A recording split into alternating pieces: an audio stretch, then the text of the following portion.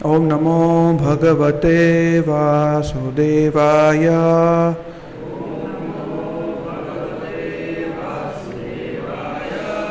ओम नमो भगवते वासुदेवाय।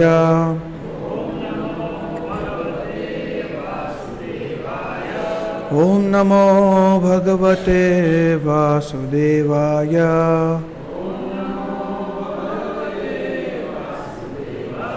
ओम अज्ञानतिमिरान्धस्य ज्ञानाञ्जनशलाकया चक्षुरुन्मीलितं येन तस्मै श्रीगुरुवे नमः। श्रीचैतन्यमनोभीष्टं स्थापितं येन भूतले स्वयं रूप कदा मह्यं ददाति स्वपदान्तिकं। वन्देऽहं श्रीगुरो श्रीयुतपदकमलं श्रीगुरुं वैष्णवांश्च श्रीरूपं साग्रजातं सहगणरघुनाथान्वितं तं स्वजीवं साद्वैतं सावधूतं परिजनसहितं श्रीकृष्णचैतन्यदेवं श्रीराधाकृष्णपादान् सहगणललिता श्रीविशाखान्वितांश्च। हे कृष्णा करुणा सिन्धो दीनबन्धो जगत्पते गोपेश गोपिका कान्त राधाकान्त नमोऽस्तुते। तप्त काञ्चन गौरांगी राधे वृंदावनेश्वरी वृषभानुसुते देवी प्रणमामि हरिप्रिये। वाञ्छाकल्पतरुभ्यश्च कृपा सिन्धुभ्य एव च पतितानां पावनेभ्यो वैष्णवेभ्यो नमो नमः। जय श्री कृष्ण चैतन्य प्रभो नित्यानंद श्री अद्वैत गदाधर श्रीवासादि गौर भक्तवृंद। हरे कृष्णा कृष्ण कृष्ण हरे हरे हरे राम राम राम हरे हरे। श्रील प्रभुपाद की जय। हरे कृष्णा। तो आज कौन सा दिन है? एकादशी। तो क्या हमें जैम सैंडविच खाना चाहिए आज? नहीं खाना चाहिए। क्यों? सिर्फ जाम खाना चाहिए? सिर्फ जाम? वो भी नहीं खा सकते? ठीक है, उपमा तो दे सकते हैं। ठीक है, आप सब लोगों ने मैसेज पढ़ा होगा, राइट? तो हमने ऊपर का स्लाइस खा लिया। वो स्लाइस क्या था? First 6 chapters of Shrimad Bhagavad Gita, first slice of bread. उस 6 अध्याय में हमने कौन कौन से योग सुने? हाँ, ज्ञान योग सुना और कर्म योग, फिर सांख्य योग, एग्जैक्टली। हाँ, फिर ज्ञान, और इसके पहले वाला कौन सा था? ध्यान योग, या ध्यान योग, अष्टांग योग, राइट। और एक बच जाता है, कर्म योग का ही प्रकार है, चैप्टर 5 निष्काम कर्म योग, राइट। सो सबसे पहले आपको सबको पता है योगा लैडर क्या होता है। तो yoga ladder is starting with animal life, जिसमें जो व्यक्ति आहार, निंद्रा, भय और मैथुन सिर्फ इतना ही कार्य करता है, that is called animal life. उसके अगर हम ये करते हैं तो ऐसा समझना चाहिए कि हम एनिमल लाइफ जी रहे हैं। उसके अगर कोई ऊपर उठता है तो वो रिचुअल्स को फॉलो करता है कि जो वेदों में दिया गया है, यज्ञ आदि कर्म, कुछ प्राप्त करने के लिए, कुछ सिद्ध करने के लिए कुछ यज्ञ किया जाता है, उसको बोलते हैं कुछ प्राप्त करने के लिए, मतलब सकाम कर्म योगा। ठीक है, अगर उससे कोई ऊपर उठता है जिसमें कामना नहीं होती, परंतु जो कर्म करने के बाद जो फल प्राप्त होता है उसको भगवान को समर्पित किया जाता है, उसको बोलते हैं निष्काम कर्म योगा। उससे अगर कोई ऊपर उठता है तो वो ज्ञान योगा में आता है कि वो मानसिक तर्क वितर्क, इसको बोलते हैं मेंटल स्पेकुलेशन करते हुए वो समझता जाता है और मतलब भगवान कैसे होंगे, एब्सोल्यूट ट्रूथ जो परम सत्य है वो कैसा होगा वो देखता जाता है। और उसके ऊपर उठते हैं तो अष्टांग योगा, जिसमें हमने जो पार्ट देखे थे क्या था, कोई बता सकता है एक झटके में? प्राणायाम, प्रत्याहार, धारणा, ध्यान, समाधि। या this is the 7 portions of अष्टांग योगा।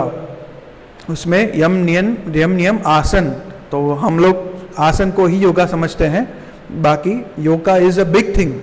ठीक है, योगा युद्ध धातु से बनता है, उसका अर्थ है कि जुड़ना, सुपीरियोरिटी, सुप्रीम ऑथोरिटी से जुड़ना, उसको बोलते हैं योगा। और जो अष्टांग योगा होता है इसमें ये 7 होते हैं। और जो ज्ञान योगी होता है उसका अंतिम जो ध्येय है वो क्या होता है? सॉरी, नहीं ज्ञान योगी को भक्ति के बारे में कुछ पता नहीं होता। ब्रह्म ज्योति, वो मुक्ति पाना चाहता है और मुक्ति पाकर वो ब्रह्म ज्योति में लीन होना चाहता है।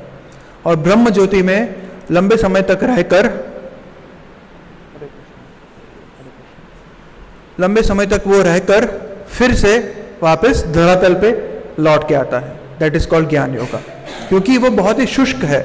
There is no kind of mellow, मतलब कोई रस नहीं है ज्ञान योगा में। और वो पूरा मेंटल स्पेकुलेशन है और पूरा वो संन्यास पर आधारित है। उसके नेक्स्ट आता है अष्टांग योगा। उसमें अंतिम ध्येय क्या है? परमात्मा। जो अष्टांग योगी होता है उसका अंत में हृदय में परमात्मा का ध्यान करना, परमात्मा, तो ही इज बेटर देन ज्ञान योगी।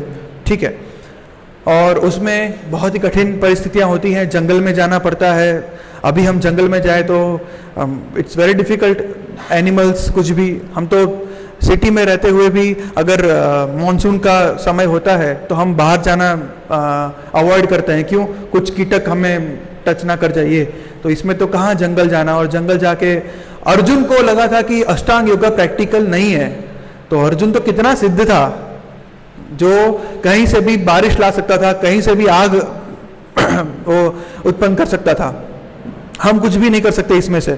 तो अर्जुन को अष्टांग योगा प्रैक्टिकल नहीं लग रहा था, तो हम कुछ भी नहीं कर सकते। हमारे लिए अष्टांग योगा प्रैक्टिकल जरा भी नहीं है, क्योंकि हम इतने सिद्ध है ही नहीं। तो अष्टांग योगा में अंतिम ध्येय होता है परमात्मा का ध्यान करना। और जब वो परमात्मा के ध्यान साक्षात्कार करता है तब उसको प्राप्त होता है कि हाँ, इसके ऊपर कोई है जो है भगवान। क्योंकि परमात्मा भी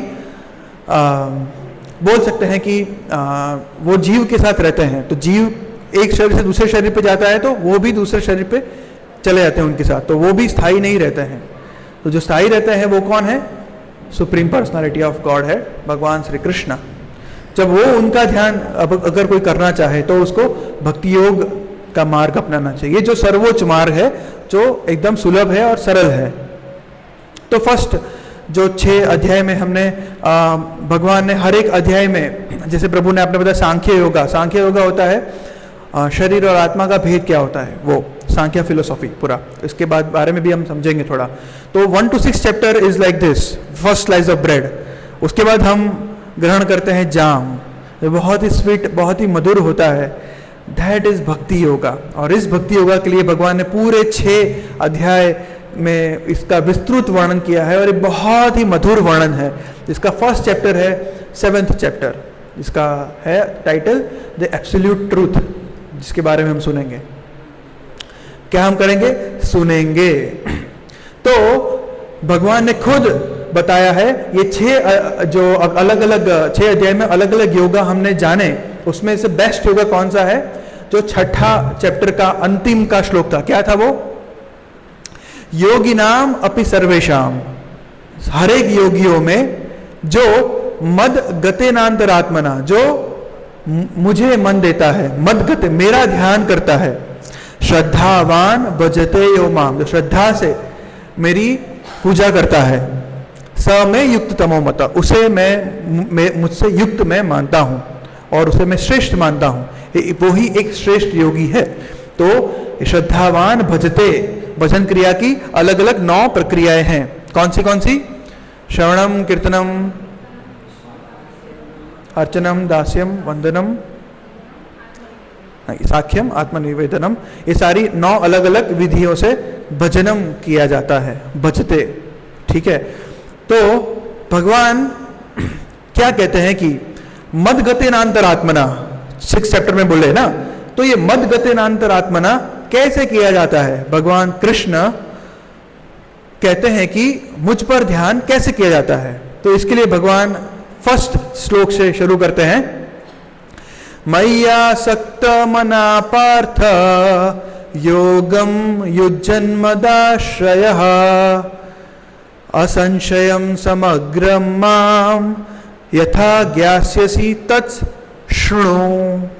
मय्यासक्त मना पार्थ, भगवद गीता में बताया है आसक्ति करो, पर किससे? भगवान कृष्ण से। भगवान कहते हैं मई आसक्त, मुझसे आसक्त हो, और क्या करो? योगम युज्जन्म, युज्जन का अर्थ होता है प्रैक्टिस। ठीक है, कोई कहता है कि प्रभु भगवान के नाम में ध्यान नहीं लगता, हम हरे कृष्ण महामंत्र जप तो कर लेते हैं परंतु नाम में मन विचलित होता है और अलग अलग विचार घूमता रहता है, उसके लिए क्या करना चाहिए? भगवान खुद कहते हैं युज्जन्म, युज्जन्म द आश्रय, तो भगवान के नाम का आश्रय लीजिए। कैसे? प्रैक्टिस करते हुए। स्टार्ट तो कीजिए हरे कृष्ण महामंत्र का जब रेगुलरली करते करते प्रैक्टिस करते हुए एक समय पे आपको पूरा ध्यान लगने लगेगा। उसके बाद असंशयम समग्रमाम, मतलब undoubtedly, there is no doubt, असंशयम यथा ज्ञास्यसि तच्छृणु। तो आप इस तरह मेरा ध्यान कर सकते हो। किस तरह से? तो हम भक्ति योगा जब हम शुरू करते हैं तो अगर हमें भगवान की भक्ति करनी होती है तो इसलिए हमें सुनना चाहिए कि भगवान कैसे हैं, वो सुनना चाहिए हमें। ठीक है, तो भगवान खुद कहते हैं तत् सुनो। अब मैं आपको बताना चाहूंगा, आप अभी इस ज्ञान को सुनिए। अगर हम जब ये 6 अध्याय सुनेंगे भगवान के मुख से, तब जाके हमें भगवान में श्रद्धा और लगेगी, और श्रद्धा बढ़ते हुए हमें भजन क्रिया में और मन लगेगा, हम और एसोसिएशन करेंगे, और धीरे धीरे धीरे स्टेप वाइज मैनर में हम आगे बढ़ पाएंगे आध्यात्मिकता में। तो ये सुनना बहुत ही बेसिक, फर्स्ट एंड फॉरमोस्ट और बहुत ही इंपॉर्टेंट क्रिया है। तो हमें बहुत ही ध्यान से भगवान के बारे में सुनना चाहिए। भगवान ने हमें कितने कान दिए हैं? 1 या 2? और कितने मुख दिए हैं? 1 या 2? हाँ, मोर ईयर्स। वाई? बिकॉज हमें सुनने की और ज़रूरत है।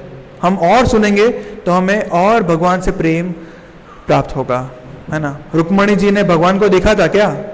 उन्होंने भगवान के बारे में सिर्फ सुना था ब्राह्मण से, तब जाके उन्होंने डिसाइड कर लिया था कि मैं सिर्फ इन्हीं से मैरिज करूंगी। तो इसलिए हमें भगवान को पूरा तत्व से जानना है तो उनके बारे में हमें पूरा सुनना चाहिए। फिर भगवान आगे बताते हैं कि अर्जुन, अभी मैं जो आपको ये ज्ञान बताना चाहता हूं, उस ज्ञान में भगवान कहते हैं कि ज्ञान विज्ञान, ज्ञान और विज्ञान दोनों बताऊंगा। ज्ञान मतलब क्या? ज्ञान इज मटीरियल, जो भौतिक है, जिसके बारे में हम सुनेंगे वो उसको बोलते हैं ज्ञान। और जो विज्ञान होता है वो स्पिरिचुअल, जो आध्यात्मिक है। एक और है कि ज्ञान मतलब थियोरेटिकल, और विज्ञान मीन्स ये रियलाइज्ड, राइट। तो ये ज्ञान और विज्ञान के बारे में जो मैं अभी बताना चाहूंगा, उसको अगर तुम जान लोगे, उसके बाद तुम्हारे लिए जानने लायक और कुछ बचेगा नहीं। Everything you will know once you will hear this. भगवान हमें कह रहे हैं अर्जुन के माध्यम से कि आप जब ये ज्ञान और विज्ञान के बारे में सुन लोगे तब उसके बारे में आपको और कुछ नहीं जानना जरूरी है। तो हम बोलते हैं ना कि भगवान ने अभी खुद बोल दिया है गीता में कि ये सब आप सुनो, फिर हमें और कोई वेद पुस्तक ये अलग चीजों में जाने की जरूरत है कि नहीं है? नहीं है, क्योंकि गीता ही सारे वेदों का सार है। और भगवान खुद बोलते हैं कि मैं अभी तुम्हें जो बताना चाहूंगा वो संपूर्ण ज्ञान है। वैसे कि भगवान तो असीमित है, अनलिमिटेड है, उनके बारे में ज्ञान, उनका जो लीलाएं हैं वो भी असीमित है, पर भगवान हमें चुनिंदा ज्ञान हमें अभी यहाँ पे प्रदर्शित करेंगे।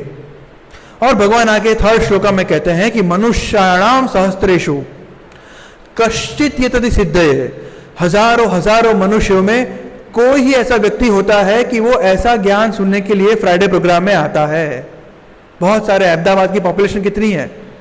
करोड़ में होगी कि लाखों में है? अभी मोर देन 1 करोड़ हो गया अभी तक तो, ठीक है, बढ़ता ही जा रहा है, बढ़ता ही जा रहा है, बढ़ता ही जा रहा है। और उसमें से कुछ ही व्यक्ति, कुछ ही चेयर्स हमें यहाँ पे बिछानी पड़ती है, क्योंकि कुछ ही लोगों को, भगवान खुद कहते हैं कि किन ही लोगों को इस ज्ञान में रस होता है। और ऐसे कुछ ही लोगों में कोई परम सिद्ध होता है जो मुझे तत्व से जान पाता है, ठीक है। तो हमारे में से ही कोई होगा जो, बाकी सारे लोग आपको पता ही है एनिमल प्रोपेंसिटी में होते हैं, क्या करते हैं? आहार, निंद्रा, भय, मैथुन। और उससे अगर कोई ऊपर उठता है जो जिज्ञासा करता है कि मैं क्यों हूं यहाँ पे, मैं कौन हूं, और मैं इस धरातल पे मेरा ध्येय क्या है, इस जीवन का ध्येय क्या है, क्यों मैं एनिमल से विशेष हूं, इस तरह से वो जिज्ञासा करते हुए आगे बढ़ता है। तो फिर भगवान कहते हैं कि इस तरह से अगर कोई मुझे तत्व से जानने वाला कोई विरला ही व्यक्ति होगा।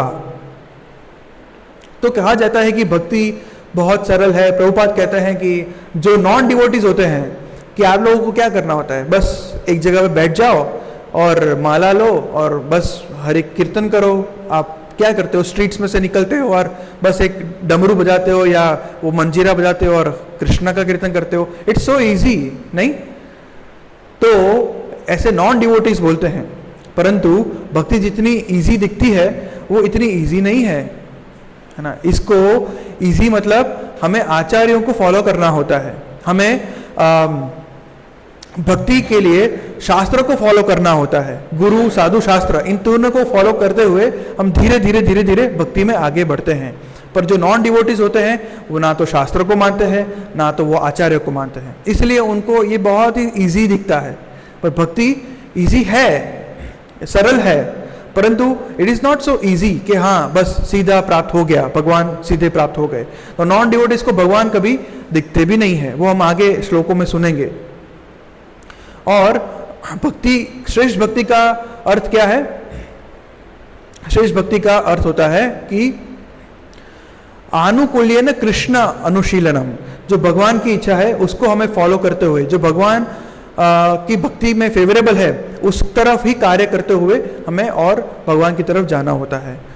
तो और ज्ञान कर्मादि अनावृतम, मतलब ज्ञान और कर्म ऐसे करने चाहिए जो सिर्फ और सिर्फ भगवान के शरण में हो, तब जाके हम करना चाहिए। और अन्याभिलाषिता शून्यम, मतलब और कोई भौतिक मटीरियलिस्टिक जितने भी इच्छा है सबको त्यागना होता है। तो ऐसे करते हुए अगर कोई आगे बढ़ पाता है तो वो भक्ति में स्थिर हो पाता है। तो it is not so easy, इसलिए भगवान कहते हैं कि भक्ति मतलब भगवान का प्रेम को प्राप्त करना, it is not that easy, ठीक है।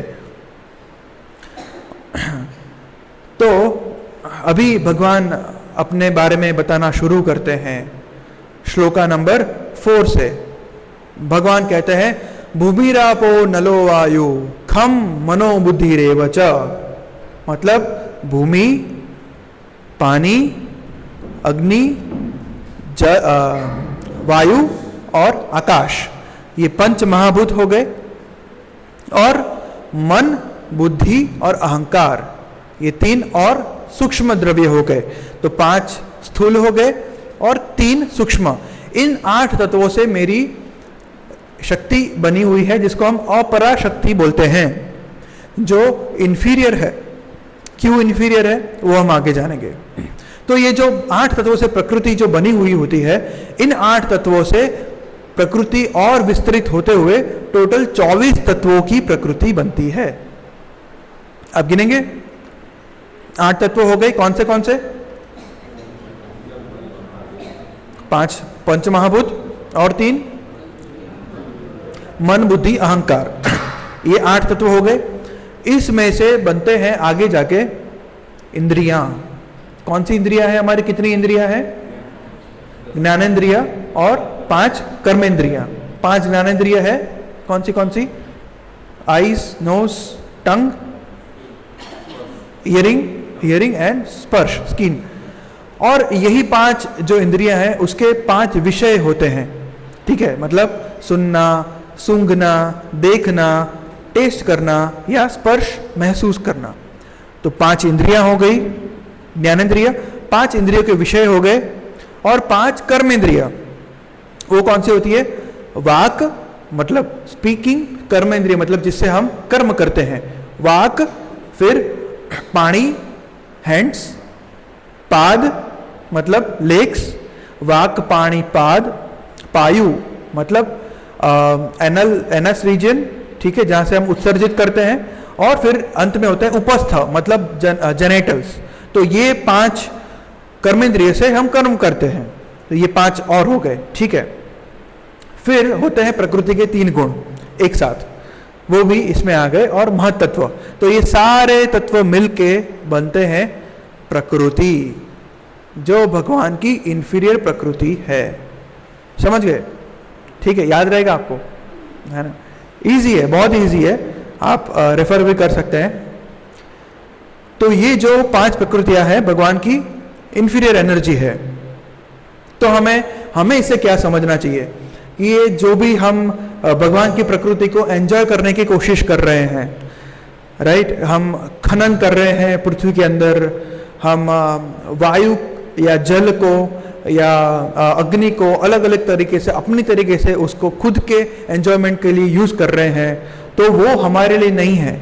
क्योंकि भगवान खुद कहते हैं कि ये जो सारी शक्तियां हैं वो मेरी है। तो जिसकी शक्ति है उसको उनकी सेवा में यूज करना चाहिए, ना कि हमारी।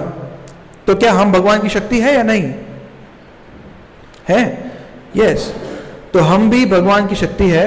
तो भगवान कहते हैं कि इन 8 तत्वों से बनी हुई जो अपराशक्ति है, जो इंफीरियर एनर्जी है, उससे भी एक सुपीरियर एनर्जी है जो जीवों की बनी हुई है, उसको बोलते हैं पराशक्ति।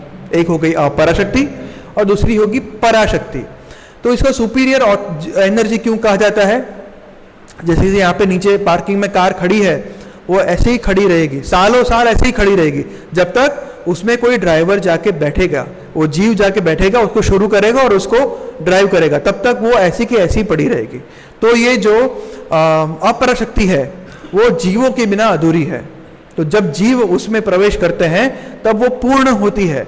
तब ये परा और अपराशक्ति वो भगवान की दोनों शक्तियां हैं। तो इस तरह से ये पूरी प्रकृति का निर्माण होता है, ठीक है। तो भगवान कहते हैं कि ये दोनों शक्ति मेरी ही है। तो कोई कहता है कि हम ही भगवान है, अहम ब्रह्मास्मि का अनर्थ करता है कि ब्रह्म मतलब भगवान, और बोलते हैं कि अहम ब्रह्मास्मि, मैं ही भगवान हूं। वो गलत है, क्योंकि भगवद गीता में भगवान खुद कहते हैं कि जो जीव है, सारे जीव हो गए, मनुष्य, 84 लाख योनियां, जितने भी जीव है वो सिर्फ और सिर्फ भगवान की पराशक्ति ही है। तो कंक्लूजन यही है कि भगवद गीता कहती है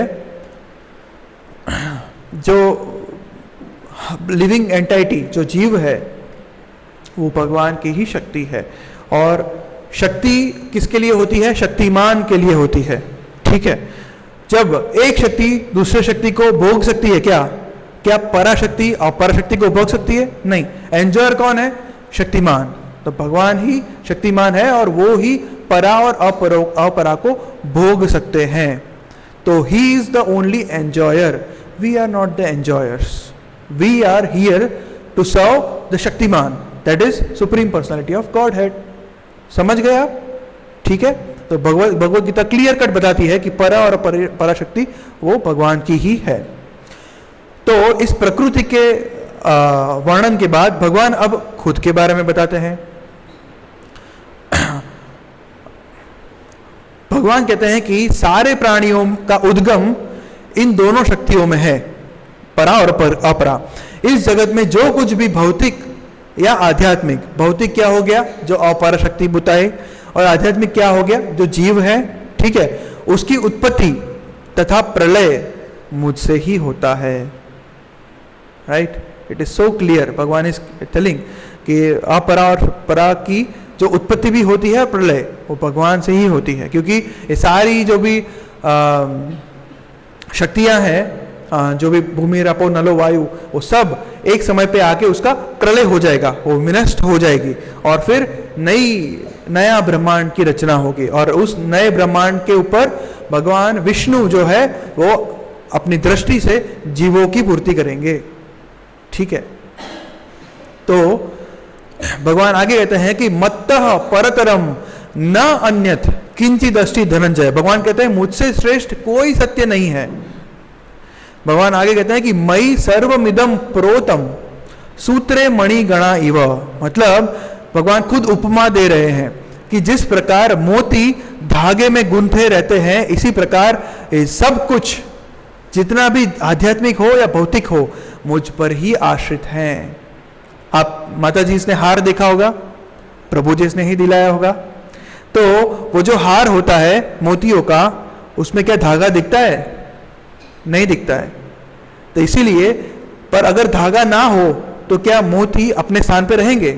नहीं रहेंगे। तो वो धागा बोलते हैं, वो भगवान कहते हैं कि वो मैं हूं, तो सब कुछ मुझ पर ही आश्रित हैं, परंतु भगवान दिखते नहीं है। तो भगवान को हम कैसे परसीव कर सकते हैं?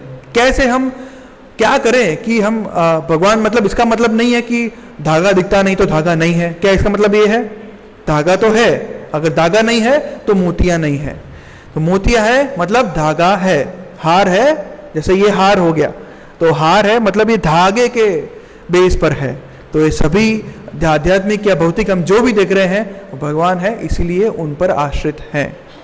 और भगवान नहीं है तो जैसे कि ये मुट्ठी में एक रेती का ढग मैंने लिया हुआ है और मैंने उसको छोड़ देता हूं, तो जैसे ही वो खलास हो जाएगा, पूरा हाथ खाली हो जाएगा, वैसे ही वो तितर बितर हो जाएगा। तो ये जितने भी ग्रह, जितने भी स्टार्स, जितने भी सूर्य हम आसमान में हम देख रहे हैं, वो सिर्फ और सिर्फ भगवान के बल पर ही स्थित है अपनी जगह पे, है ना। हम इसको चाहे गुरुत्वाकर्षण बल दे दीजिए या मैग्नेटिक फोर्स दे दीजिए, आप जो भी आप नाम देना चाहे दे सकते हैं। जितने भी रेज हैं आप उसको ब्लूटूथ रेज बोल दीजिए, गामा, अल्फा, बीटा, थीटा, जितने भी रेज दे दीजिए, वो सब हम सिर्फ नाम दे रहे हैं, उसको हमने इन्वेंट नहीं किया, वो ऑलरेडी वहां पे थे। इंफ्रारेड ऑलरेडी था, उसको बाद NFC बोलते हैं, क्या बोलते हैं जिससे हम इजीली पैसा ट्रांसफर करते हैं, NFC या ऐसे, हाँ, तो वो हमने नहीं खोजा उसको, ठीक है, वो सीधा वो ऑलरेडी था, वेव्स ऑलरेडी थे, हमने इसको यूज में लिया है, ठीक है।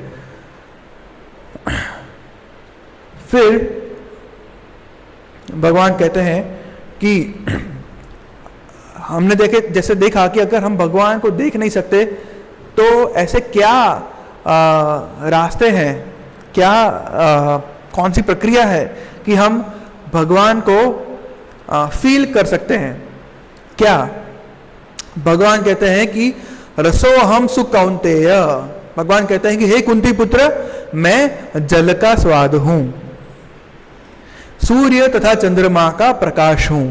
भगवान कहते हैं कि जल, आप पैसिफिक महासागर में चले जाओ और एक स्टीमर में आप जा रहे हो, जस्ट फॉर एग्जाम्पल, भगवान करे कि ऐसा हो जाए कि वो स्टीमर बंद पड़ गई और कुछ नहीं है वहां पे आजू बाजू में, और आपका पीने का पानी भी समाप्त हो गया है, पर आप तो पानी के ढेर के बीच में हैं, तो क्या आप वो पानी पी पाएंगे?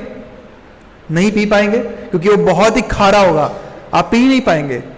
तब आपको जल की वैल्यू होगी, है ना। अभी हमारे लिए बहुत ही सुलभ है जल, पर तब हम जल के टेस्ट को याद करेंगे। अभी बोलेंगे जल का तो कहाँ टेस्ट है, उसमें कुछ एसेंस डालना पड़ता है तब जाके जल का टेस्ट आता है। अभी तो समर आएगा ना, तो लोग गन्ने के जूस के टेस्ट के पीछे जाएंगे, है ना। तो it is not like that, जल का भी टेस्ट है। भगवान कहते हैं कि जल का स्वाद मैं हूं, ठीक है। तो जब हम जल का आस्वादन कर रहे हैं तब हम भगवान को याद कर सकते हैं। सूर्य तथा चंद्रमा का प्रकाश भी मैं हूं। सूर्य और चंद्र स्वयं प्रकाशित नहीं है, उनका प्रकाश उनको ब्रह्म ज्योति से मिलता है। जो ब्रह्म ज्योति में प्रकाश जो है, जहां पे ज्ञानी जाके स्थित होना चाहते हैं, उस प्रकाश से सूर्य और चंद्र को प्रकाश मिलता है।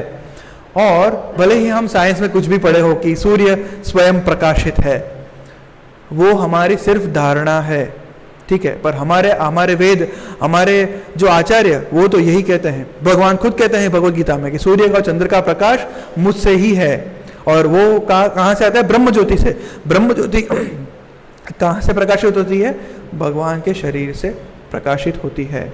इसलिए कहा जाता है ना, भगवद गीता में ही कहते हैं कि भगवान के गोलोक वृंदावन धाम में कोई सूर्य और चंद्रमा की जरूरत नहीं है।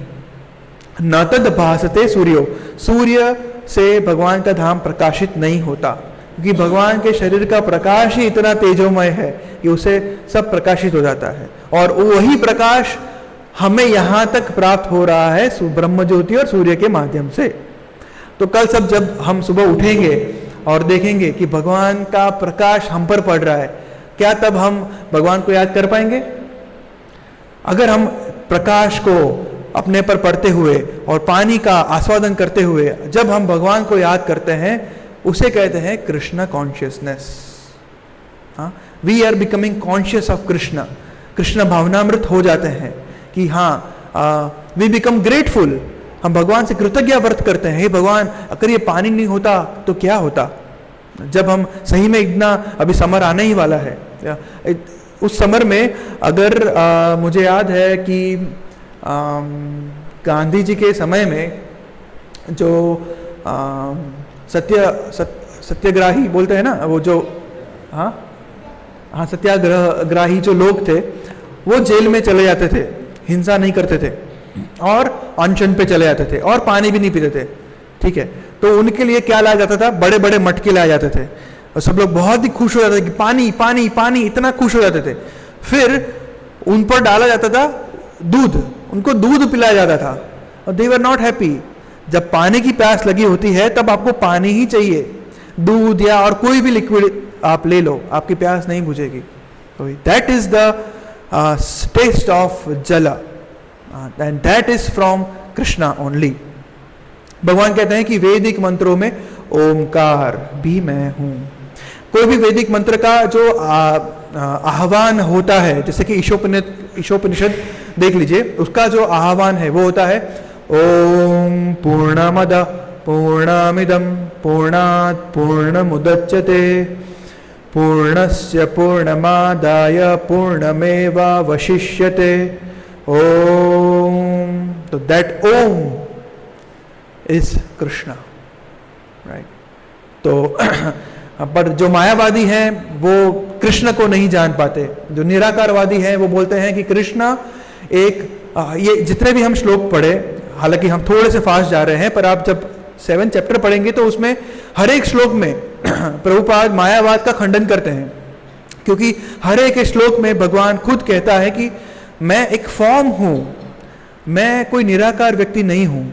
तो ये परंतु मायावादी जो होते हैं वो भगवान की कल्पना कर ही नहीं सकते। तो इसलिए क्या कहते हैं कि जो ओमकार है वही भगवान है। और ये श्लोक का मायावादी इस तरह से मिस इंटरप्रेट करते हैं कि जो वेदों में ओमकार है वो मैं हूं, मतलब ओमकार ही भगवान है, ओम ही भगवान है, मतलब भगवान एक निराकार प्रकाश है, उसमें ओम ध्वनि है, वही भगवान है, ठीक है। आकाश में ध्वनि भी मैं हूं और मनुष्य में जो सामर्थ्य है वो भी मैं हूं। आप किसी भी व्यक्ति, किसी भी साइंटिस्ट या किसी भी फिलोसोफर या किसी भी बेस्ट सिंगर, बेस्ट प्लेयर और एनीथिंग, उसका जो भी सामर्थ्य है वो भगवान से ही है।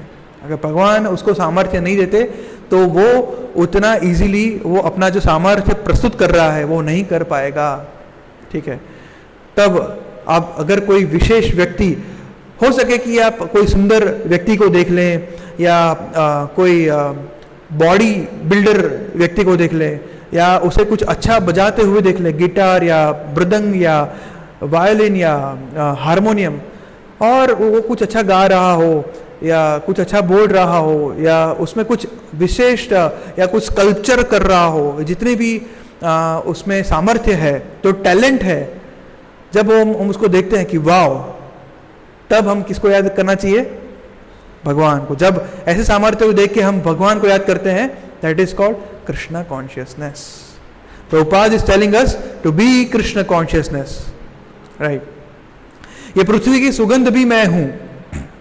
पृथ्वी की सुगंध, जब समर के बाद क्या आता है, मॉनसून, और जो फर्स्ट बारिश आती है उसमें क्या स्मेल आती है हमें, बहुत ही मीठी मधुर स्मेल आती है ना, पृथ्वी की सुगंध। भगवान कहते हैं वो भी मुझसे है। और अभी जो विंटर जो थोड़ा थोड़ा रह गया है, अगर कोई फायर करता है, या तो माता जी इस बिचारी समर में किचन में गर्मी इतना सहन करते हुए भगवान के लिए भोग बनाती है, तो वो जो उष्मा है, और जो समर में हम सभी व्यक्ति उष्मा को देखेंगे, अग्नि की जो उष्मा, वो भी भगवान कहते हैं कि मुझसे है। तो मैं समस्त जीवों का जीवन और सारे तपस्वियों का तप भी मैं ही हूं, वो मुझसे ही है। भगवान कहते हैं कि हे पुत्र, यह जान लो कि मैं ही समस्त जीवों का आदि बीज हूं। जितने जीव है उसका बीज भी मैं हूं। आगे भी भगवान आगे के अध्याय में बताएंगे कि अहम बीज प्रदपिता, मैं ही बीज बोने वाला व्यक्ति हूं, जिससे सारा ब्रह्मांड, सारी सृष्टि की रचना होती है। बुद्धिमानों की बुद्धि भी मैं हूं, और समस्त तेजस्वी पुरुषों का तेज भी मैं ही हूं। ये बलवान, जितने भी बलवान व्यक्ति हैं, उनका बल भी मैं हूं। और हे भरतश्रेष्ठ, मैं वो काम हूं जो धर्म के विरुद्ध नहीं है। धर्म विरुद्धो काम, भगवान कहते हैं कि जो जैसे कि काम मतलब लस्ट कहा जाता है, ठीक है। तो एक गृहस्थ जो होते हैं, पति और पत्नी, वो काम का उपयोग ऐसे बालक को प्राप्त करने के लिए करते हैं जो भगवान के भक्त बन पाए और उसको फिर से जन्म मृत्यु का चक्र में फंसना ना पड़े। तो वो जो काम है, भगवान कहते हैं वो मैं हूं, धर्म अविरुद्ध काम, ठीक है। बाकी जितने भी काम है वो भगवान नहीं है, ठीक है। That is simple material lust, ठीक है। भगवान कहते हैं कि तुम जान लो कि मेरी शक्ति द्वारा सारे ही गुण प्रकट होते हैं। कौन से गुण होते हैं? कौन से गुण हैं? 3 गुण है ना, रजो सत्व तमस, ठीक है। अभी जो ट्यूसडे ऑनलाइन सेशंस चल रहे हैं, वो इस 3 गुणों के बारे में हम डिस्कशन कर रहे हैं। तो वो 3 गुण भी मुझसे ही हैं, चाहे वो सत्वगुण हो, रजोगुण हो या तमोगुण हो। इस एक प्रकार से मैं सब कुछ हूं, किंतु हूं स्वतंत्र। मैं प्रकृति के गुणों के अधीन नहीं हूं, अपितु वे मेरे अधीन है, ठीक है। तो जो राजा होता है वो क्या बनाता है? रूल्स बनाता है, और प्रजा के लिए रूल्स होता है। तो क्या वो रूल्स राजा के लिए बाध्य होते हैं? नहीं, उसके लिए वो फॉलो नहीं करता है, ठीक है। तो लोग बहुत ही टिप्पणियां करते हैं भगवान पे कि भगवान ने ये सही नहीं किया कर्ण के साथ, या एकलव्य के साथ, या किसी भी व्यक्ति के साथ ये सही नहीं किया। तो भगवान है, भगवान जो बोलते हैं वही धर्म है। धर्म तो साक्षात भगवत प्रणीत, उससे अलग कुछ धर्म नहीं है। जो भगवान बोलते हैं वही धर्म है, क्योंकि धर्म ही उन्होंने बनाया है। और सारे गुण, सारे रूल्स, सारे प्रकृति, जो प्रकृति के नियम हैं, जो बहुत ही कठिन है, जिसको हम लांघ नहीं सकते, वो भी भगवान के ही द्वारा बनाए गए हैं। तो इसीलिए भगवान स्वराट है, वो उनको जो चाहे वो कर सकते हैं, ठीक है। तो कोई कह सकता है कि हम तो भगवान के ही अंश है, क्योंकि भगवान स्वतंत्र है तो फिर हम भी स्वतंत्र ही हुए ना। तो हाँ, हम स्वतंत्र हैं, परंतु क्वालिटी में डिफरेंस है। अगेन द सेम एग्जांपल, जो बड़ा महासागर है, पैसिफिक महासागर, उसका सारा सॉल्ट इकट्ठा कर लो, उसको आप एक तराजू में तोलो, और एक चम्मच सॉल्ट लो और उसको एक तराजू में तोलो, क्या डिफरेंस होगा? बहुत बड़ा डिफरेंस होगा ना। एक बड़ा लाखों करोड़ों टन सॉल्ट और एक चुट्टी भर सॉल्ट, ठीक है। पर ये भी खारा है, ये भी खारा है, ये भी सोडियम क्लोराइड है, ये भी सोडियम क्लोराइड है, ठीक है। तो quality is similar, but the मात्रा, जो क्वांटिटी है वो डिफरेंट है। इसलिए भगवान स्वतंत्र, संपूर्ण स्वतंत्र है, और हम थोड़ी सी मात्रा में स्वतंत्र है, जो हमें भगवान ने दी गई है। भगवान कहते हैं कि ये तीनों गुणों से के द्वारा ये जो मोहग्रस्त संसार है वो मुझ गुणातीत, गुणातीत मतलब गुणों से ऊपर, भगवान को निर्गुण भी कहा जाता है, मतलब भगवान इन तीन गुणों से बद्ध नहीं है। जो ये सोने की, सिल्वर की या लोहे की चेन है, सत्व रजस तमस, उससे भगवान बद्ध नहीं है, हम बद्ध हैं और हम उनको नहीं जानते हैं। क्यों? क्योंकि हम प्रकृति के इन तीन गुणों से वश हैं। तो अगर भगवान को जानना है तो हमें क्या करना चाहिए?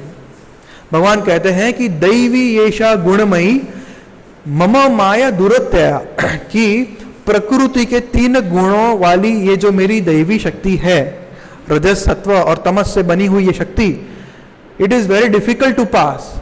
मम माया दुरत्यया, मम माया मतलब किसकी है? भगवान की। तो क्या भगवान उसके अधीन आ सकते हैं? नहीं आ सकते, पर उसको पार करना हमारे लिए कठिन है क्योंकि हम इन तीन गुणों से बंधे हुए हैं। फिर भगवान कहते हैं कि मामेव ये प्रपद्यन्ते माया मेताम तरंतिते, माम एव, सिर्फ और सिर्फ मुझे जो मेरे शरणागत हो जाते हैं वो सरलता से इस माया को पार कर सकते हैं।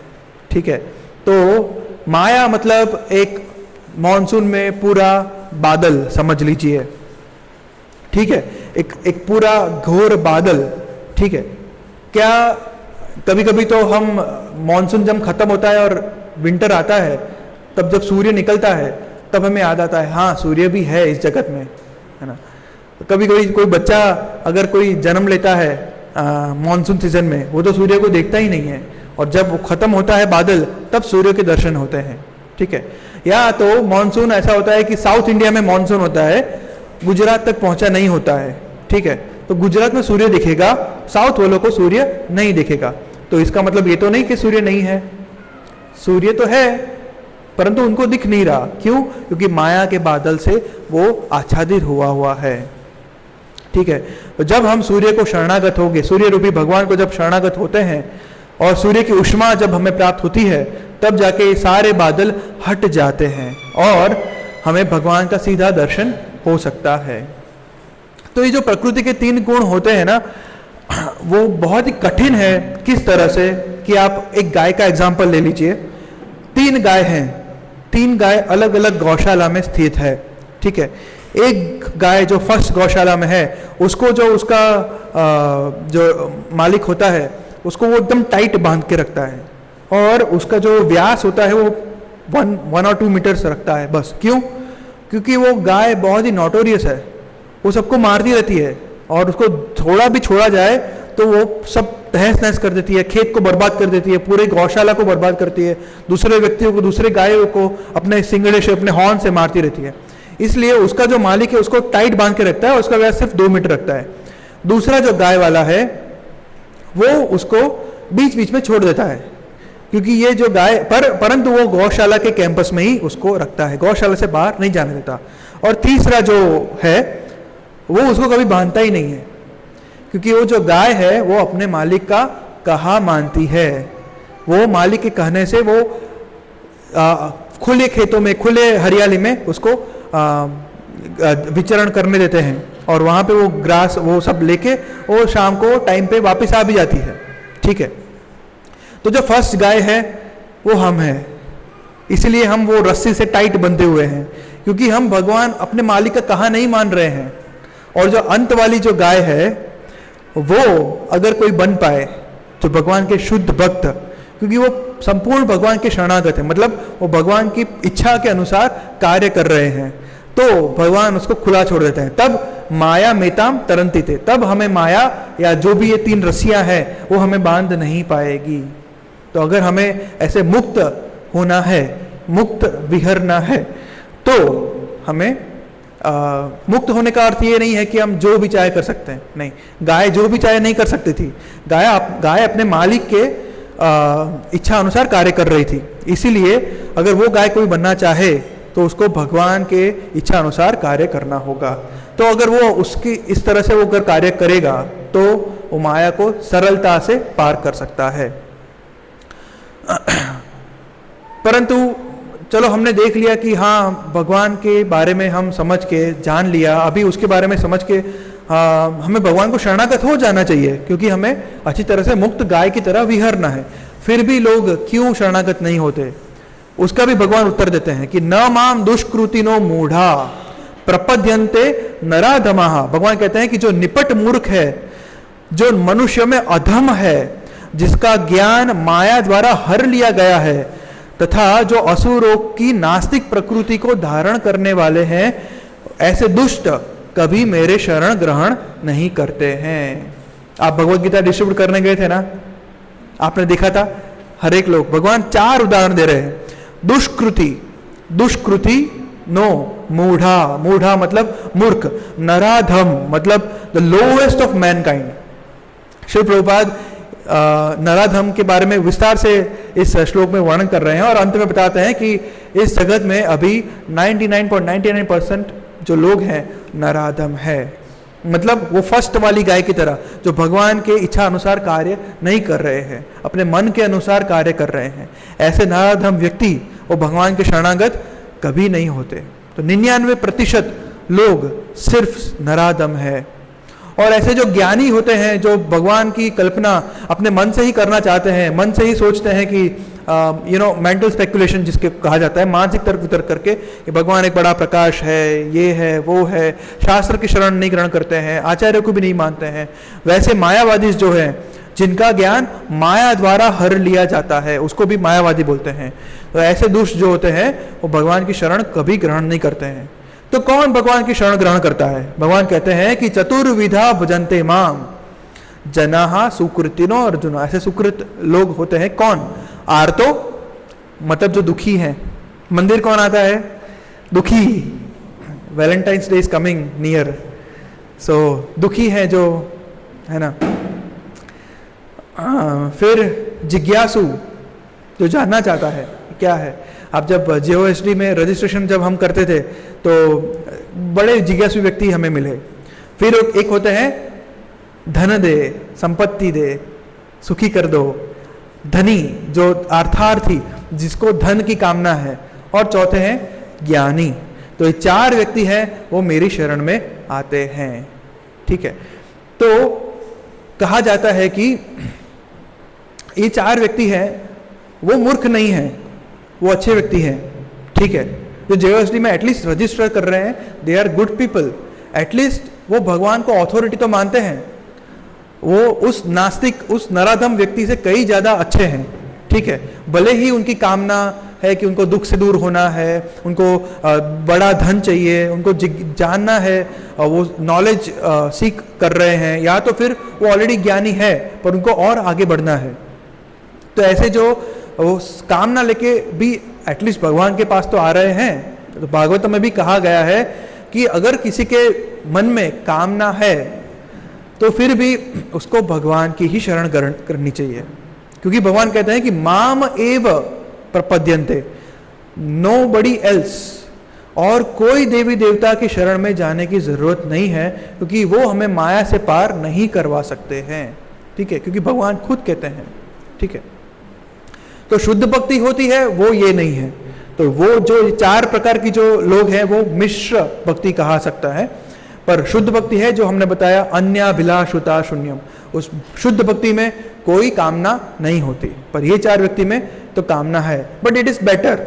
ठीक है, तो इन 4 व्यक्ति में भगवान कहते हैं कि तेषाम ज्ञानी नित्य युक्त, ऐसे व्यक्तियों में जो ज्ञानी है, जो मुझे ही supreme personality of Godhead मानता है, और जो नित्य युक्त है, जो श्रद्धा भाव से मेरी सेवा कर रहा है। नित्य, रेगुलर, डेली, ऐसा नहीं हर जन्माष्टमी में आके सेवा करेंगे उसके बाद फिर गुम जाते हैं। नो, डेली रेगुलर सेवा, daily chanting, daily. So if somebody is doing, वो मुझे बहुत प्रिय है। भगवान कहते हैं कि इसमें जो परम ज्ञानी है और जो शुद्ध भक्ति में लगा रहता है वो सर्वश्रेष्ठ है, और मैं उसे अत्यंत प्रिय हूं और वो मुझे बहुत ही प्रिय है। ठीक है, क्या आप सब भगवान को प्रिय होना चाहेंगे? ठीक है, तो भगवान कहते हैं कि नित्य युक्त शुद्ध भक्त में रेगुलरली लगना चाहिए। तो भक्ति के जो 9 अंग है उनको हमें रेगुलरली फॉलो करना चाहिए। श्रवणम, कीर्तनम, अर्चनम, वंदनम, ये सभी अंगों का फॉलो करते हुए हमें रेगुलरली नित्य भगवान की सेवा का सेवा हमें करनी चाहिए। तो निसंदेह ये सब जो उदार व्यक्ति हैं, जो मेरे ज्ञान को प्राप्त है, उसे मैं अपने ही समान मानता हूं। ऐसे जो व्यक्ति हैं उसको मैं अपने ही समान मानता हूं और वो मेरी दिव्य सेवा में तत्पर रहकर मुझ सर्वोच्च उद्देश्य को निश्चित रूप से वो प्राप्त करेंगे। फिर कहते हैं कि बहुनाम जन्मनाम अंते ज्ञान वामनाम प्रपद्यते। हरे बहुत सारे जन्मों के बाद, बहुत जन्मों के बाद ऐसा कोई व्यक्ति होता है जो सोचता है कि हाँ, मुझे ये ज्ञान को प्राप्त करना है, भगवान को जानना है, भगवान को तत्व से जानना है और सोचना है कि किस तरह से मैं भगवान को प्राप्त कर पाऊं। और तब जाके वो जानता है कि वासुदेवः सर्वम इति, सब कुछ वासुदेव कृष्ण ही है। ऐसे जो महात्मा है बहुत ही दुर्लभ है।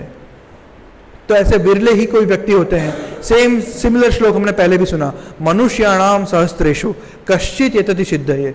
रेयरली कोई ऐसा व्यक्ति होता है वो करोड़ करोड़ जन्मों के बाद ये जान पाता है। ठीक है, तो अभी तो हमने ये जान लिया है, आप सब लोगों ने JOST कोर्स भी कर लिया, आप सब अभी आगे जाके भगवान के बारे में काफ़ी कुछ जान चुके हैं और भक्तिमय सेवा भी कर रहे हैं, चैंटिंग भी कर रहे हैं।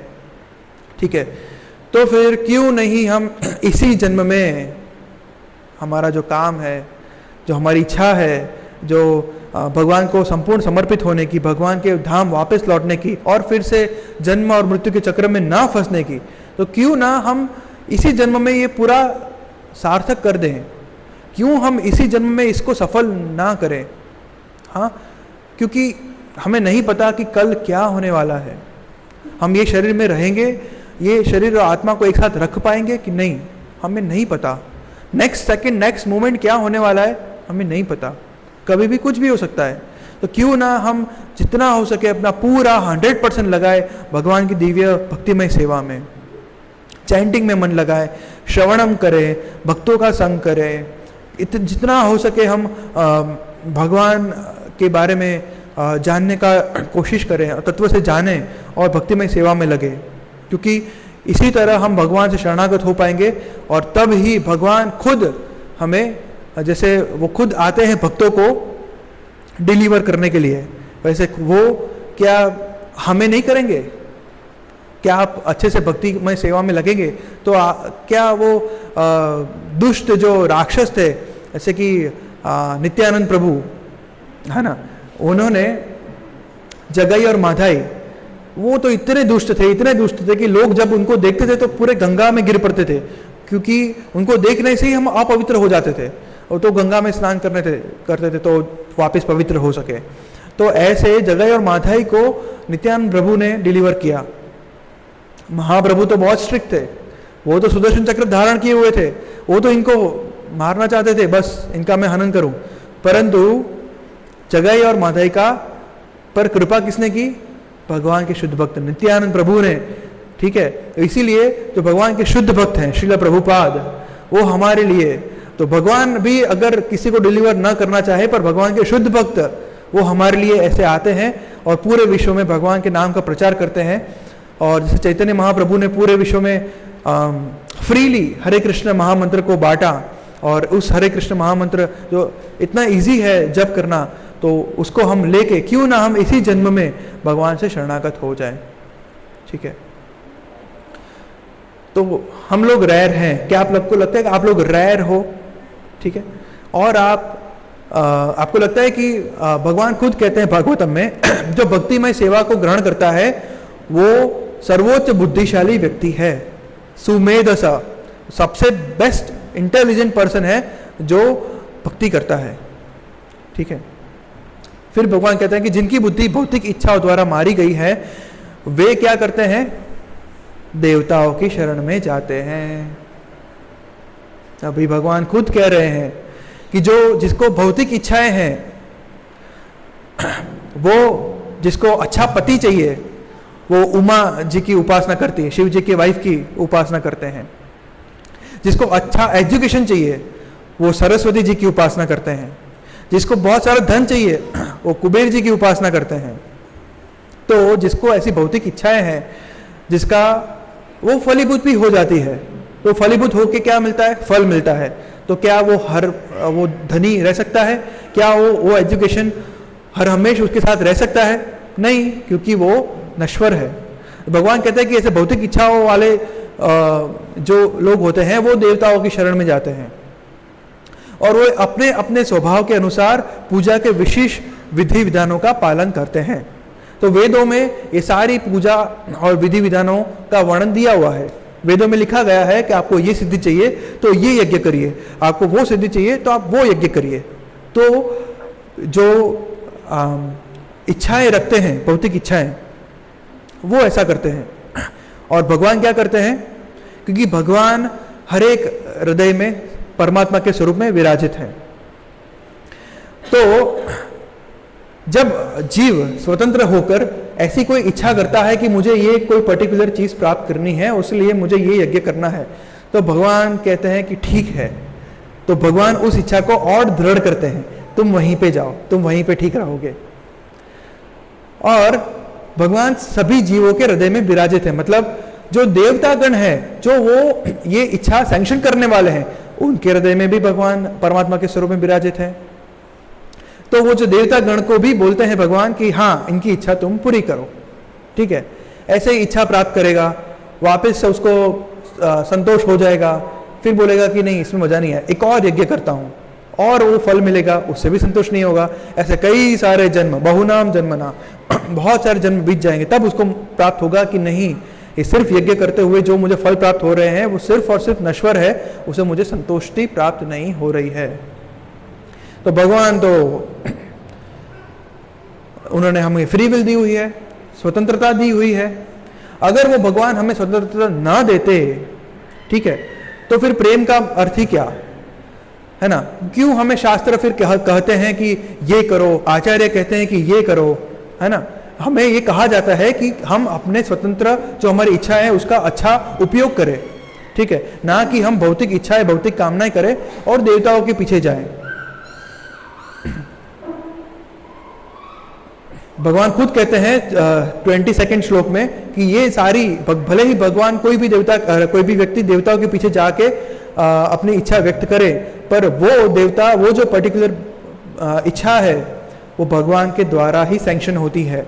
अगर अदरवाइज वो भगवान अगर उसको सैंक्शन नहीं करेंगे तो वो देवता भी हमारी इच्छा को पूरी नहीं कर पाएंगे, ठीक है, ये हमें जानना चाहिए। भगवान खुद कहते हैं कि अल्प बुद्धि वाले व्यक्ति देवताओं की पूजा करते हैं और उन्हें प्राप्त होने वाले फल सीमित तथा क्षणिक होते हैं, और देवताओं की पूजा करने वाले देवलोक जाते हैं, किंतु मेरे भक्त अंततः मेरे परम धाम को ही प्राप्त होते हैं। ऐसा बहुत ही प्रचलित है कि सारी नदियां जाके समुद्र में ही मिलती है। तो आप किसी भी देवता को पकड़ लो, किसी भी डेमीगॉड को पकड़ लो, उसकी प्रार्थना भगवान को ही जाती है। वो गलत है।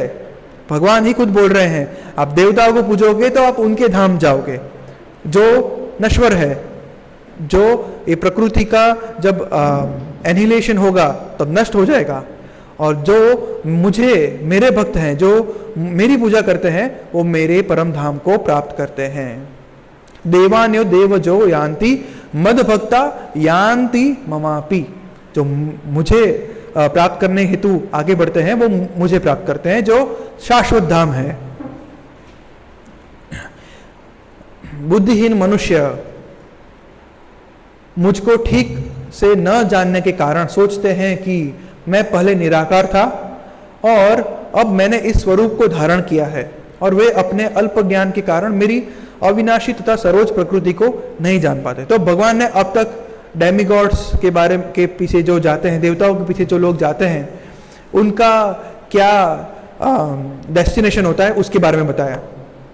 वो बोलते हैं कि वॉट एवर यू डू केशवम प्रतिगच्छति, दैट इज रॉन्ग फिलोसॉफी, ठीक है। आप किसी भी देवताओं के जाओ, कोई भी यज्ञ करो और वो भगवान को ही जाता है, वो एकदम रॉन्ग फिलोसॉफी है, ठीक है। तो और आप बोलेंगे कि हम ये भी देवता को फॉलो करेंगे, सोमवार भी करेंगे, मंगलवार भी करेंगे, बुधवार भी करेंगे, गुरुवार भी करेंगे, शनिवार रविवार सब करेंगे, पर उससे कोई हमें लाभ होने वाला नहीं है। ठीक है, हम और भी देवताओं के बारे में, देवताओं की पूजा के बारे में हम अच्छा से अलग से एक सेशन रखेंगे। जो हम आउटसाइड सेशन रखे थे ना, वैसे फिर से हम अच्छा सा सेशन रखेंगे, उसमें हम और डिटेल में जान सकते हैं। पर हमें इतना तो भगवान खुद कह रहे हैं, और क्या, और अभी भगवान जो वर्णन कर रहे हैं तो वो भगवान कहते हैं कि वो मैं साकार हूँ। भगवान खुद बोल रहे हैं कि बुद्धिमानी, जो बुद्धिहीन मनुष्य होता है वही मुझे निराकार मानता है। वो बोलता है कि भगवान कभी साकार हो ही नहीं सकते हैं।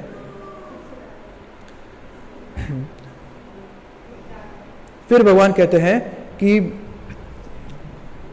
नाहम प्रकाशः सर्वस्य योग माया समावृतः। मैं ऐसे व्यक्ति के सामने प्रकाशित होता भी नहीं हूं, मैं अपने आप खुद को रिवील भी नहीं करता हूं। मूढ़ोयम ना भी जानाति लोको माम जब अव्ययम, मतलब अतः वे यह नहीं जान पाते कि मैं अजन्मा और अविनाशी हूं। कोई कह सकता है तो भगवान तो महाभारत में, द्वापर युग में थे, भगवान तो सबके सामने प्रकाशित हुए थे। नहीं, भगवान सबके सामने प्रकाशित थे, पर भगवान को भगवान कौन मान रहा था? कुंती महारानी, भीष्म पितामह, पांडवास, द्रौपदी, वो ही भगवान को भगवान मान रहे थे। बाकी जो थे कौरवास, शिशुपाल और बाकी जितने भी कौरवास थे, धृतराष्ट्र, वो तो उनको एक कोई भी एक सामान्य साधारण जादू करने वाला व्यक्ति मान रहे थे। तो भगवान ऐसे व्यक्तियों के सामने प्रकाशित नहीं होते। भगवान सिर्फ और सिर्फ उनके भक्तों के सामने ही प्रकाशित होते हैं। भगवान खुद कहते हैं कि अर्जुन, मैं तुम्हें ये ज्ञान दे रहा हूं, 4th चैप्टर में कहते हैं ना, क्योंकि तुम ईर्ष्या नहीं करते हो और तुम मेरे मित्र हो, तुम मेरे भक्त हो, इसके कारण मैं तुम्हें रिवील होऊंगा। तो भगवान को जानने के लिए उनका भक्त होना बहुत ही जरूरी है। अगर हम चैलेंजिंग मूड रखेंगे कि अगर हम उनकी ईर्ष्या करेंगे, तो जैसे कौरव भगवान को नहीं जान पाए थे, उनके सामने होते हुए भी, तो फिर भगवान हमारे इतने नजदीक क्यों ना आ जाए, हम उनको नहीं जान पाएंगे। हे अर्जुन, मैं भगवान होने के नाते जो भूतकाल में घटित हो चुका है, जो वर्तमान में घटित हो रहा है और जो आगे होना वाला है, वो सब कुछ जानता हूं। मैं समस्त जीवों को भी जानता हूं, किंतु मुझे कोई नहीं जानता। उस धागे की तरह मैं छुपा हुआ रहता हूं और उन्हीं को मैं प्रकाशित होता हूं जो मेरे पास आना चाहते हैं, जिनकी इच्छा है। ठीक है, मैं जबरदस्ती किसी को नहीं बोलता। ठीक है,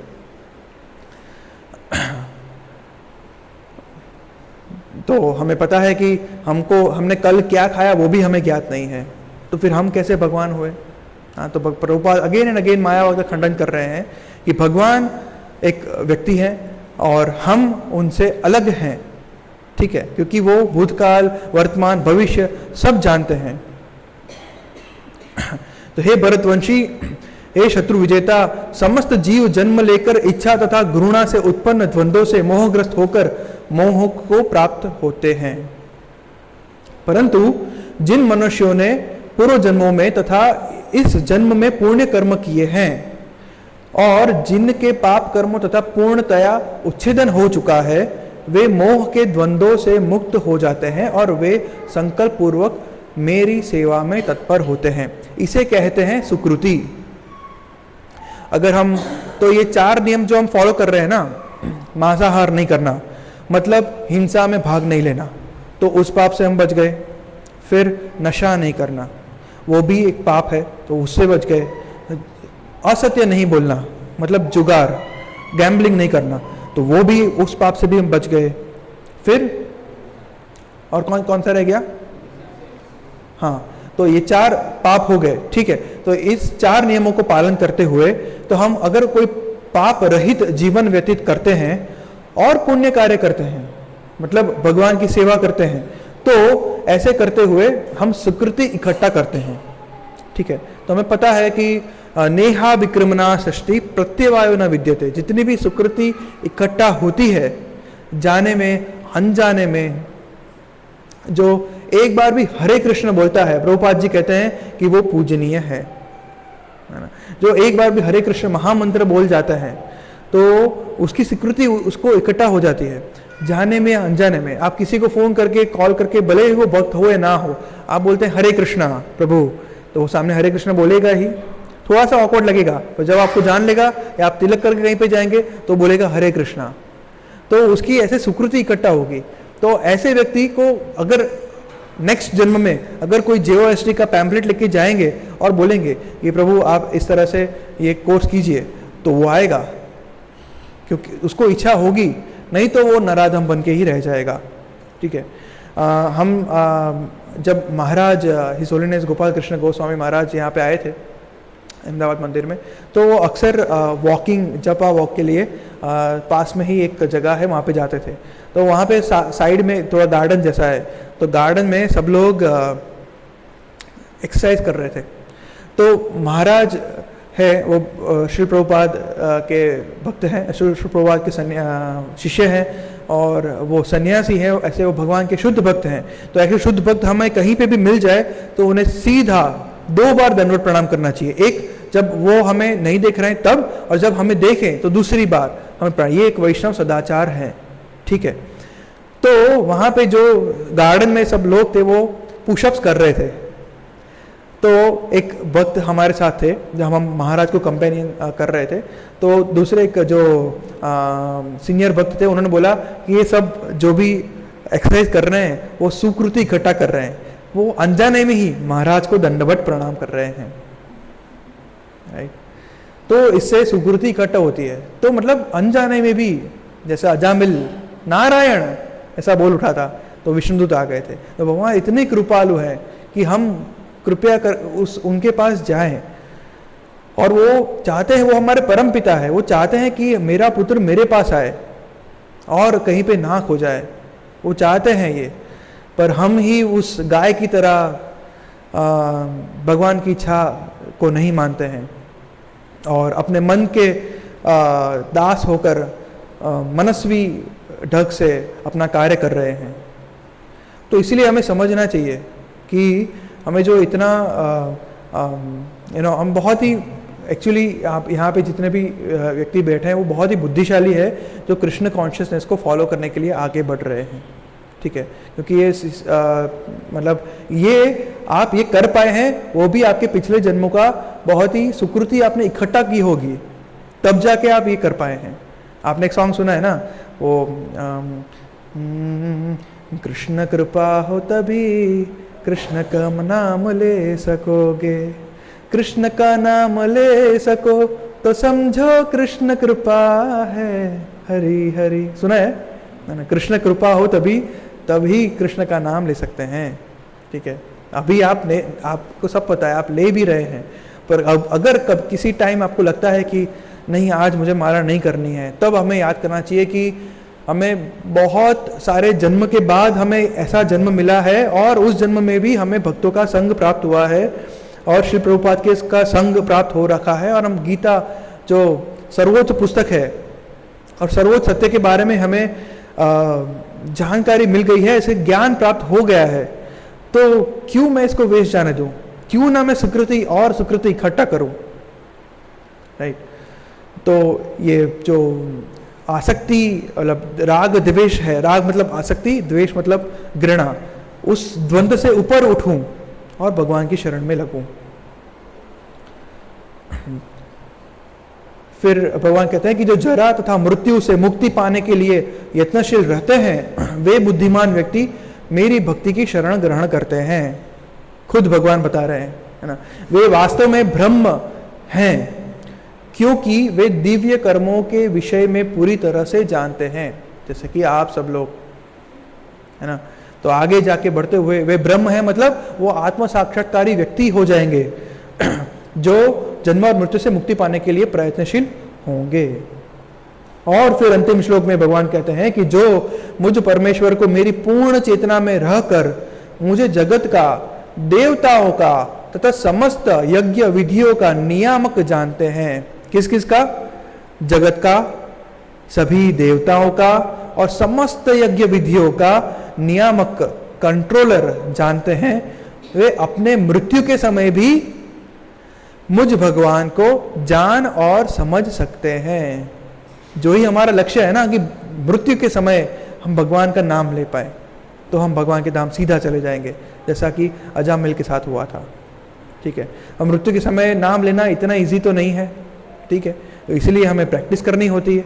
योगम युज्जन्मदाश्रय, नाम का आश्रय लेना होगा और युज्जन करना होगा, प्रैक्टिस करनी होगी।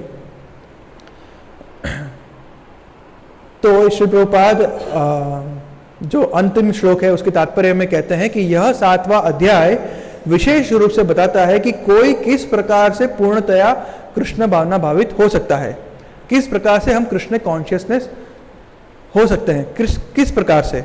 हमने देखा ना, पानी पीते हुए, गर्मी को महसूस करते हुए।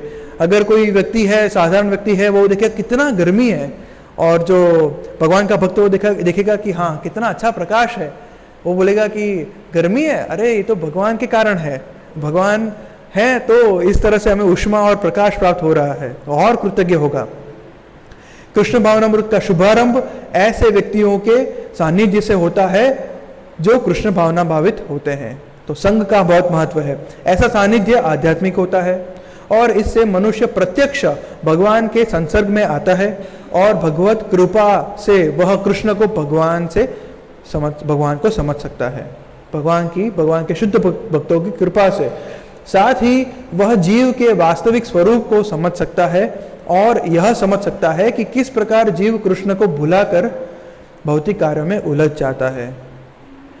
सत्संगति में रहने से, कृष्ण भावना के क्रमिक विकास से जीव यह समझ सकता है कि किस प्रकार कृष्ण को भुलाने से वह प्रकृति के नियमों द्वारा बद्ध हुआ है। कृष्ण को भूले, प्रकृति के नियमों से बद्ध हो गए। कृष्ण को याद किया, मतलब कृष्ण की इच्छाओं को पूरी किया, तो हम उस गाय की तरह स्वतंत्र हो जाएंगे। वह यह भी समझ सकता है कि यह मनुष्य जीवन कृष्ण भावनामृत को पुनः प्राप्त करने के लिए मिला है, अतः इसका सदुपयोग परमेश्वर की अहेतु की कृपा प्राप्त करने के लिए करना ही चाहिए। इस अध्याय में जिन अनेक विषयों की विवेचना की गई है, दुख में पड़ा हुआ मनुष्य या फिर जिज्ञासु मानव, अभावग्रस्त मानव, ब्रह्म ज्ञान, परमात्मा ज्ञान, जन्म मृत्यु रोग से मुक्ति एवं परमेश्वर की पूजा, किंतु जो व्यक्ति वास्तव में कृष्ण भावनामृत को प्राप्त है वह विभिन्न विधियों की परवाह नहीं करता, वह सीधे कृष्ण भावनामृत के कार्यों में प्रवृत्त होता है और उसी से भगवान कृष्ण के नित्य दास के रूप में अपनी स्वाभाविक स्थिति को प्राप्त कर लेता है, क्योंकि हमारा स्वभाव ही यही है कि हम भगवान जीवेर स्वरूप है, नित्येर कृष्णदास। ऐसी अवस्था में वह शुद्ध भक्ति में परमेश्वर के श्रवण तथा गुणगान में आनंद पाता है। उसे पूर्ण विश्वास रहता है कि ऐसा करने से उसके सारे उद्देश्यों की पूर्ति होगी। ऐसी दृढ़ श्रद्धा दृढ़ व्रत कहलाती है और यह भक्ति योग का दिव्य प्रेमा भक्ति की शुरुआत होती है। समस्त शास्त्रों का भी यही मत है कि भक्ति में लगना चाहिए। भगवद गीता का यह 7वां अध्याय इसी निश्चय का सारांश है, यहीं से भक्ति की शुरुआत होती है। इस प्रकार श्रीमद् भगवद गीता के 7वें अध्याय भगवत ज्ञान का भक्ति वेदांत तात्पर्य पूर्ण हुआ। श्रील प्रभुपाद की जय। किसी को कोई क्वेश्चन है, कुछ डिस्कस करना चाहते हैं तो पूछ सकते हैं। यस माता जी।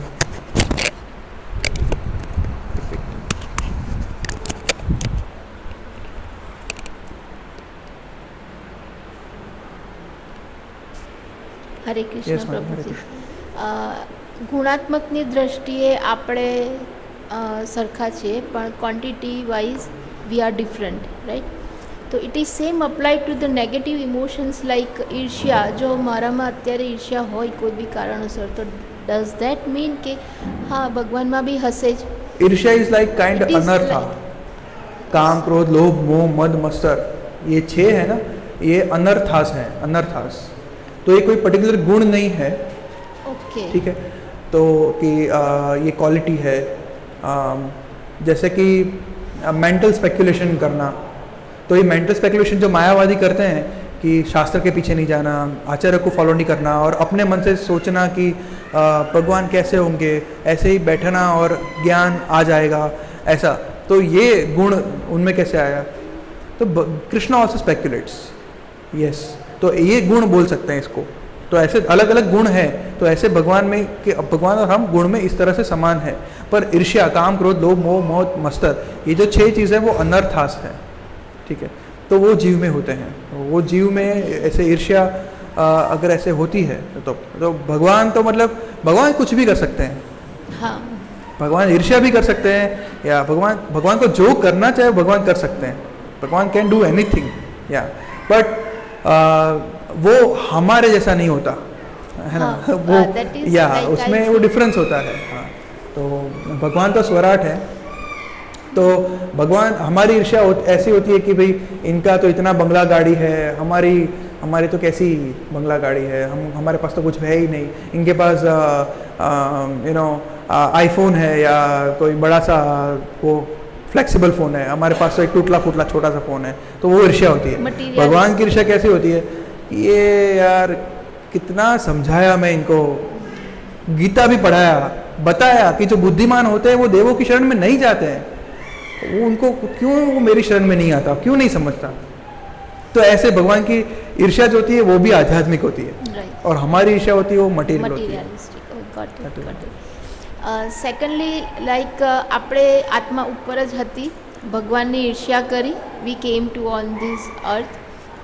જો ઉપર જ હોઈએ તો એ ભાવ તો યા એટલી કોન્શિયસનેસ હોવી જ નહીં જોઈએ ને. જો આપણે ભગવાન પાસે જ હોઈએ, એમની જોડે જ હોઈએ, તો એ ભાવ ઉત્પન્ન જ નહીં હોય, કારણ કે એમની પાસે એવા જ લોકો હશે અથવા એવી જ આત્માઓ હશે જે આ બધી કોન્શિયસ લેવલ નીચે અથવા તો સમવેર નથી. Than and then this kind of consciousness એમની પાસે છે, તો પછી એ વસ્તુ જનરેટ થવાની जरूरत नहीं होती. So it's a very nice question. माता जी ने पूछा कि माता जी बोल रहे हैं कि भगवान, जैसे हमारे शास्त्र में कहा गया है, बताया गया है कि हम कहाँ से आए हैं, ये हमारा घर नहीं है, हमारा घर कहाँ है? वृंदावन धाम में, है ना. कभी कभी हम वृंदावन जाते हैं ना, तो मेरे जो भैया हैं विश्व प्रभु बोलते हैं कि वेलकम बैक टू होम, ऐसा बोलते हैं कि दैट इज़ अवर होम. तो हमारा घर वो था, परंतु हमने भगवान से ईर्ष्या की और हमने देखा कि हम भगवान से स्वतंत्र होकर क्यों वही उनकी सब क्यों सेवा की ना जाए, हमारी सेवा होनी चाहिए, ऐसा हमने सोचा. इसीलिए भगवान से हम विमुख होकर हमारी इच्छा थी कि भोग करने की, इसलिए हमको ये इस लोक में भेजा गया. ठीक है, तो हमने भगवान के धाम में क्यों ईर्ष्या की, ये क्वेश्चन है, राइट. तो भगवान ने हमें ऑलवेज स्वतंत्रता दी हुई है. भगवान स्वतंत्र है तो हम भी स्वतंत्र हैं. तो भगवान कभी हम सब वो जोर जबरदस्ती करते ही नहीं कि आप मुझसे प्रेम करो, वो बोलते ही नहीं है कि हमें प्रेम करो. ठीक है, तो हम यहाँ पे भी स्वतंत्र हैं, तो हम भगवान के धाम में भी स्वतंत्र हैं. तो उस स्वतंत्रता का हमने दुरुपयोग किया और भगवान की ईर्ष्या की. फिर जाके हम यहाँ पे आए कि ठीक है, अभी जाके आके जैसे कोई बिगड़ा बच्चा होता है, एक बड़ा शॉर्ट स्टोरी, एक बड़े बाप के 2 बच्चे होते हैं. एक बच्चा होता है कि वो अच्छा होता है, उसके पिता के बिजनेस में भी हेल्प करता है, सब कुछ करता है. और दूसरा बच्चा होता है, वो बोलता है कि नहीं, मुझे मेरा जो पार्ट है, भाग है, वो मुझे दे दो, मैं अपना खुद का बिजनेस करूँगा, वो अपना काम करूँगा. क्योंकि वो उसको क्या है कि फ्रेंड्स के साथ मौज मस्ती करनी होती है और अपना पूरा स्वतंत्र जीवन जीना होता है. तो वो ऐसा चला जाता है लेके, जैसे ही लेके चला जाता है अपना दूसरे शहर में, तो उसके जो फ्रेंड्स होते हैं वो उसका सब कुछ लूट लेते हैं, उसके सारे पैसे खत्म हो जाते हैं, वो रास्ते पे आ जाता है. और रास्ते पे आके फिर वो मतलब उसको भीख मांगना शुरू करना पड़ता है, इतना वो उसका हाल खराब हो जाता है. फिर क्या होता है कि उसको पापा की याद आती है कि कहाँ मैं पापा के घर पे था और सब नौकर चाकर थे, जो चाहूँ वो मैं खा सकता था, पी सकता था, घूम सकता था, सब मेरे आंखों के इशारे पे हो जाता था. और कहाँ मैं यहाँ पे, मेरे पास खाने पीने का, पहनने का कुछ ठिकाना नहीं है, और मुझे कुछ भी कहीं पे छोटी छोटी जॉब करनी पड़ रही है. तो तब उसको पापा की याद आती है. तो वो क्या करता है, पापा के पास जाता है, देखता है कि पापा मुझे अपनाएंगे कि नहीं, और वो जाता है पापा के पास और पापा उसको होल हार्टेडली अपना लेते हैं. और जब उसने अब ये स्वाद चख लिया पापा से दूर होने का, फिर वो वापस जब आ जाता है तब वो फिर से ऐसा नहीं करेगा.